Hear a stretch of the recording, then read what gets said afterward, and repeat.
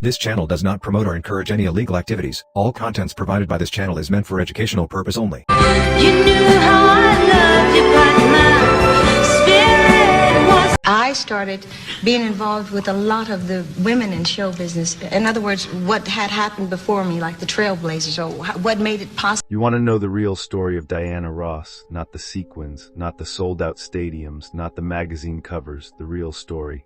Then we have to go back to the beginning, before the name, before the fame, before any of it. We have to go back to the Brewster Douglas housing projects on the east side of Detroit, Michigan, 1944. That's where Diane Ernestine Earl Ross was born, the third of 6 children, raised in a cramped apartment by a mother who cleaned houses and a father who worked at the American Brass Company. They weren't poor by the standards of their community, but they weren't comfortable either. They were surviving. That's what you did in the Brewster Projects. You survived. Now, what most people don't know, and what makes this story so much bigger than just one woman, is that the Brewster Projects in the 1940s and 50s was not just a housing development. It was a factory for talent. Florence Ballard grew up there. Smokey Robinson grew up a few blocks away. Aretha Franklin lived down the street. Think about that for a second. The same few city blocks produced some of the greatest voices in the history of American music. That's not a coincidence. That's something in the water, something in the air, a hunger that only comes from having nothing and wanting everything. And nobody in those projects wanted everything more than Diane Ross. She was 14 years old when she first started singing seriously. 14. And even then, people stopped what they were doing when she walked into a room. Not because of her voice was good, not great, not yet, but because of something she carried with her. A presence, a force, the kind of thing you can't teach, can't buy, can't manufacture. She either had it or she didn't. And she had it, her neighbor, a kid named William Robinson, who the world would eventually know as Smokey Robinson. He saw it. He heard it. And when a teenage Diane and her little girl group came to him and asked for help getting through the door at Motown Records, Smokey didn't hesitate. He walked them in himself. Now here's what you need to understand about Motown in 1960. Berry Gordy had a vision, a very specific, very calculated, very brilliant vision. He wanted to take the sound of Black America, the soul, the gospel, the raw emotion that was being played on every corner in Detroit, and wrap it in a bow clean enough that white teenagers in the suburbs would spend their allowance money on it. He called it the sound of young America. What it really was, and nobody argues with this, was a hit-making machine. Every artist was coached. Every performance was rehearsed. The women were taught how to walk, how to sit, how to speak, what to wear. You weren't just signing a record deal at Motown. You were enrolling in a school where Berry Gordy was the principal, the teacher, the dean, and the man who signed your diploma. And when Diane Ross and her group, then called the Primettes, walked through that door in August of 1960, Berry Gordy looked at all of them, and he saw her. Gordy told them they were talented, but he wanted them to finish high school first. Come back when you graduate, he said. They did exactly that. In 1961, the Primettes officially signed to Motown Records. And the first thing Berry Gordy did was tell them they needed a new name. They threw suggestions around. Eventually, they pulled a name out of a hat.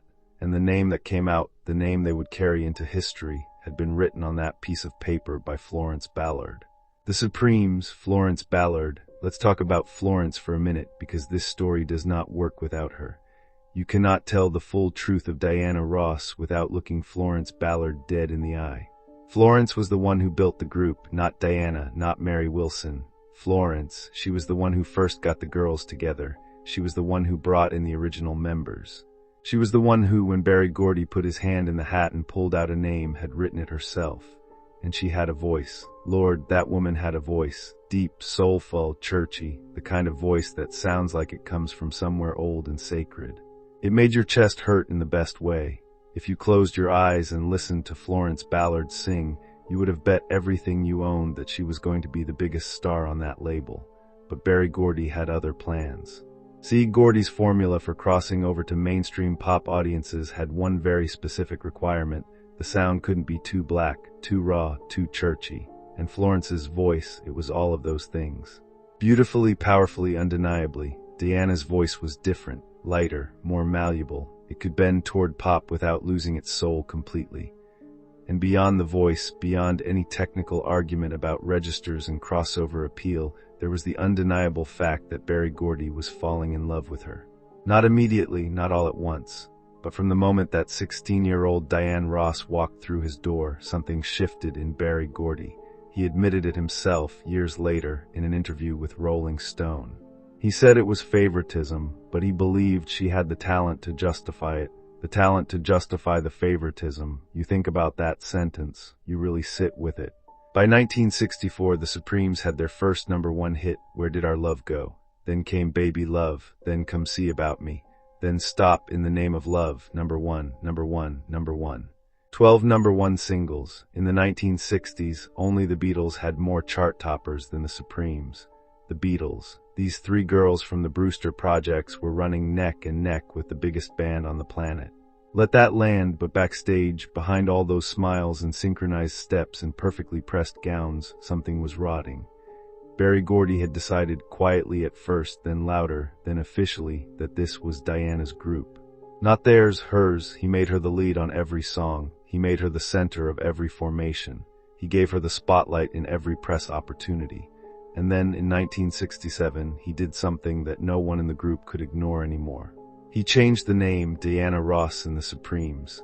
Florence Ballard, the woman who gave them that name, was now listed below it as a backup singer in her own group. The woman who started it all had been demoted to background. And it wasn't just professional.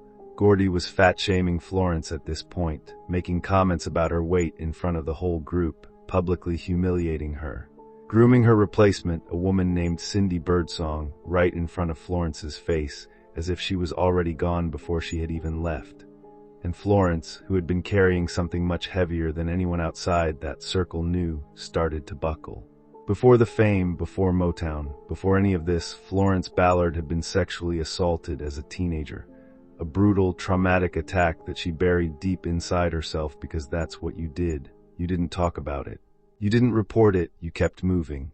Mary Wilson later said that Florence never fully healed from what happened to her, that no amount of fame could reach whatever had been broken in that girl before the spotlight ever found her. The drinking started, the temper flared, the depression deepened.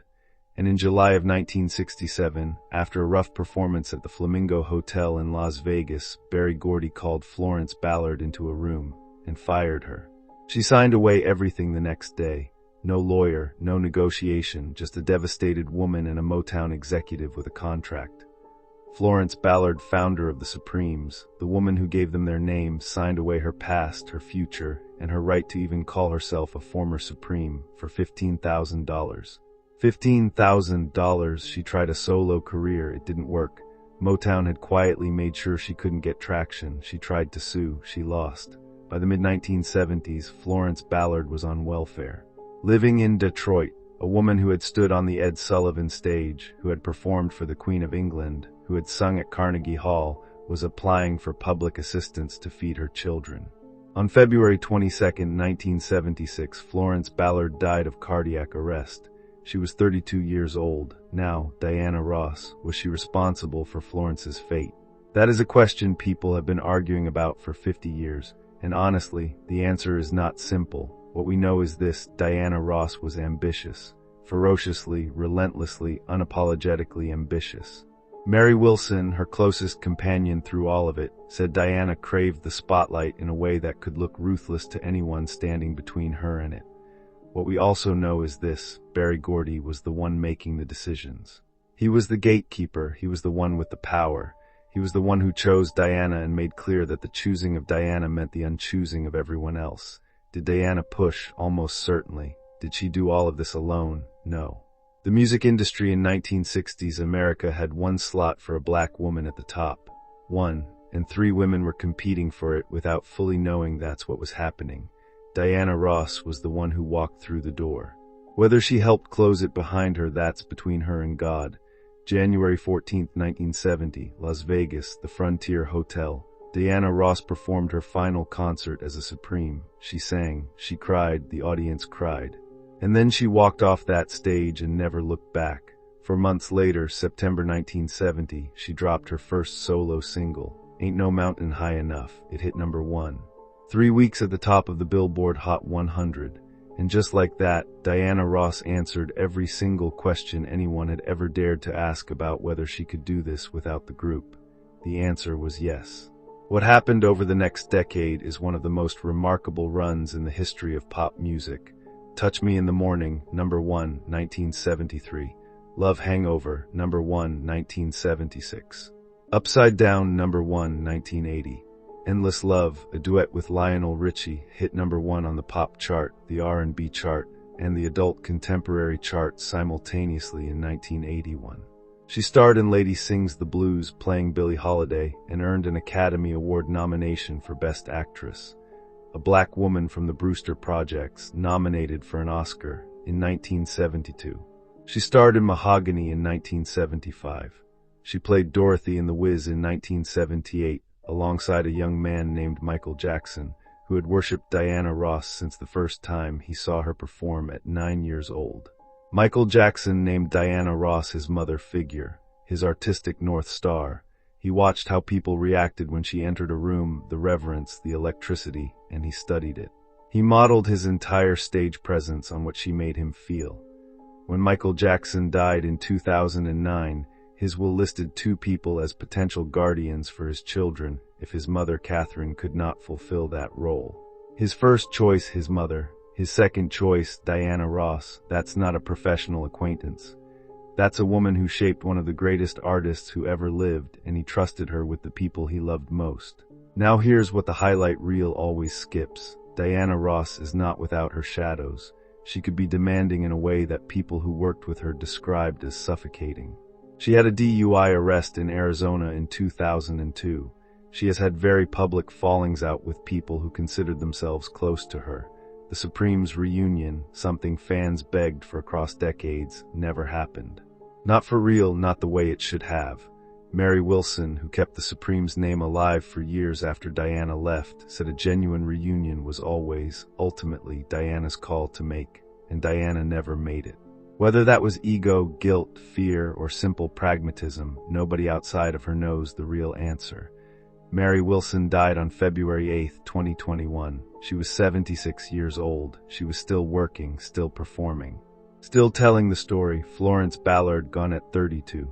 Mary Wilson, gone at 76. Diana Ross, born March 26, 1944, still alive, still performing, still commanding a stage the way only she can. So what is the legacy of Diana Ross? It is enormous. It is complicated. It is impossible to look at honestly without holding 2 very different things at the same time. On one side, a woman who came from nothing, from a housing project in a segregated city, who fought her way into a system that was not built for her, and then fought to the very top of that system and changed American music permanently. 12 number 1 singles with the Supremes, 6 solo number 1s, an Oscar nomination, a Grammy Lifetime Achievement Award, inducted into the Rock and Roll Hall of Fame, one of the best-selling musical acts of the 20th century. And on the other side, the weight of what it cost. Florence Ballard, buried at 32 with nothing. Mary Wilson, who spent 50 years in Diana's shadow and never fully stepped out of it. A friendship that started in the Brewster Projects and ended in silence. This is not a story about a villain. This is not a story about a hero. This is a story about what happens when a system only makes room for one. When there is one door and 3 women standing in front of it, somebody walks through and somebody gets left outside. Diana Ross walked through, and she has carried the weight of that doorway for the rest of her life, whether she admits it or not. That's the thing about crowns, they're heavy, and the people who wear them longest usually know, even if they never say it out loud, what they cost to put on. Florence Ballard, 1943 to 1976. Age 32, Mary Wilson, 1944 to 2021. Age 76, Diana Ross, born 1944, still here.